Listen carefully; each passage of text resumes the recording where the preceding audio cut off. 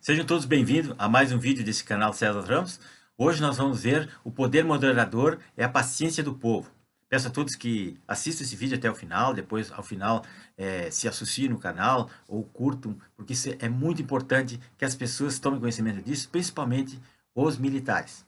Então, pessoal, no dia 12 de junho de 2020, agora sexta-feira, o ministro Luiz Fux, do Supremo Tribunal Federal, ele decidiu, em uma liminar, numa ação movida pelo partido PDT, que é do Foro de São Paulo, né, comunista, que as Forças Armadas não são poder moderador. Então, essa decisão bizarra, esdrúxula, diz que não há, na Constituição Federal de 88, qualquer margem para interpretação que leve as Forças Armadas, abre aspas, indevidas intromissões no funcionamento dos poderes da República, bem como qualquer tese de submissão do Legislativo e Judiciário ao Poder Executivo. Fecha aspas. Então, e repetiu ali o artigo 142, que a gente está cansado de falar, mas só que ele esqueceu de um detalhe, né? que o poder que existe emana do povo, é o povo que elege seus representantes. Então, esse juiz, esse semideus togado, ele não pode ter perdido o juízo, certamente, ou nunca estudou história, ou nunca estudou filosofia, ou talvez teoria geral do Estado, já que parece não ter a mínima ideia de onde vem, o que vem a ser as Forças Armadas, qual é o poder que ela tem, o que elas representam, as Forças Armadas de um país, e muito menos o que significa poder moderador. E nem talvez não saiba nem o que significa uma república, não tenha lido Montesquieu, ou tenha uma ideia equivocada sobre isso. Então, pessoal, a república, do latim res publica, ou coisa pública, é uma forma de governar o Estado. E o poder moderador é uma forma de poder que existiu há muitos anos, no tempo do Império, foi criado na Constituição de 1824. Lá, o imperador, naquela época, representava um quarto poder, que era um poder moderador, para interferir caso houvesse qualquer divergência entre os poderes. Mas não vale a pena a gente entrar nessa explicação agora, discutir isso aí, porque isso aí já foi extinto há quase 150 anos. Na Constituição da Proclamação da República, em 1991, a Constituição nova mudou isso aí, extinguiu isso aí, tirou essa figura. Então, o judiciário é um dos poderes do sistema republicano dentro de um Estado de direito. As forças armadas, Marinha, Exército, Aeronáutica, jamais são ou jamais foram um poder, né? Uma forma de poder. E muito menos poder moderador. Por quê? Porque elas são muito mais do que um poder, muito mais do que isso. As Forças Armadas são o poder de força, são o poder das armas. Então, pessoal, as Forças Armadas, elas não estão de fato e nem de direito sujeitas a coisa alguma, em parte alguma do mundo, em época nenhuma. Elas não estão subordinadas a ninguém. A única coisa capaz de sujeitar, de se impor sobre uma força armada é uma outra força armada, né?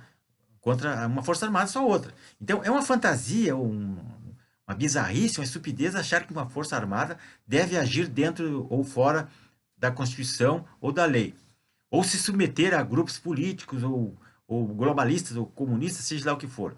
Os militares, todos nós sabemos, eles exercem uma carreira de Estado, e não carreira, não são submetidas a governos, nem de esquerda, nem de direita. Elas têm que defender o povo, a nação e o território. Elas têm uma missão específica na lei.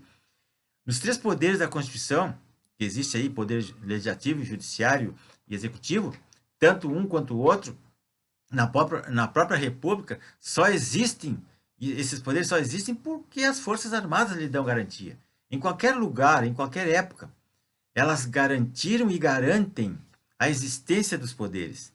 Não se trata de existência ou não de Estado de Direito no Brasil, nem vamos discutir isso, porque a gente sabe que não existe, mas trata-se de existência do país, da nação, como nação soberana e independente. Sem as Forças Armadas, isso seria impossível. Então, um país não se declara independente de outro sem a garantia ou sem a força das Forças Armadas. Somente depois de ser independente um país é que ele passa a ser verdadeiramente uma nação e vai ter uma Constituição própria, vai ter poderes para serem obedecidos. E as Forças Armadas, elas não são a lei, são a força do Estado, a força pura do Estado que garante um Estado forte que possa ter uma Constituição e um poder judiciário.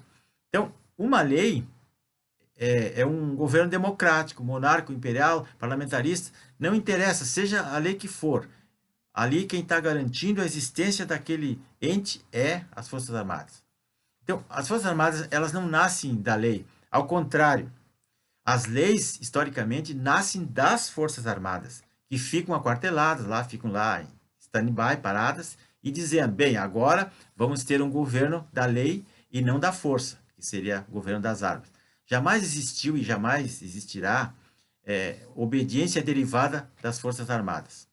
A obediência se deriva da submissão das pessoas à lei, à crasiada. Então, o que deriva as Forças Armadas o que deriva das Forças Armadas é o respeito, é o medo que as pessoas têm deles. Então, dentro das Forças Armadas, o que existe não é obediência, é hierarquia e disciplina. Então, por isso que os militares são submetidos a um regime de disciplina e hierarquia. E não é uma lei que me faz cumprir uma ordem lá do oficial superior. É a hierarquia dele e a minha disciplina. Isso é a minha consciência do meu dever que faz eu cumprir a minha obrigação. Não é propriamente a lei. Então, é por isso que quando um militar não cumpre uma ordem, ele vai preso por descumprimento de uma ordem. Porque ele está obrigado pela lei, pela consciência, pela sua profissão a cumprir aquela ordem, se for legal. E se for um civil que descumpre a lei, ele deve ser processado, condenado, enfim, vai preso, mas é assim que as coisas devem funcionar no Estado de Direito. Então, quando um burocrata aí de toga que a gente vê, que está atrás de um birô com uma caneta na mão, decide que as Forças Armadas não são o poder moderador, é como decidir que um cachorro é de fato um cachorro, pois está escrito na Constituição que ele é um cachorro e não um gato, por exemplo. Então, as Forças Armadas são muito mais do que isso. Poder moderador é uma caneta. A caneta tem um poder moderador, o cara escreve, mas entre a caneta e um fuzil, quem é que tem mais poder? É o fuzil. A caneta não tem poder igual a não tem poder algum. Então, o fuzil tem muito mais poder. E como dizer que um cão só tem o poder de ser um cão, né, e não o poder de ser um gato, né? Embora esteja escrito lá que ele é um cachorro, ou não, pela lei ele será sempre um cachorro. Tanto faz estar escrito lá que ele é cachorro ou não, ele é sempre um cachorro, né? E ele continuará sendo um cachorro e se manterá como sendo um cachorro. E todos os poderes que o cachorro tem, ele vai exercer, inclusive morder alguém, quando ele achar que isso for necessário.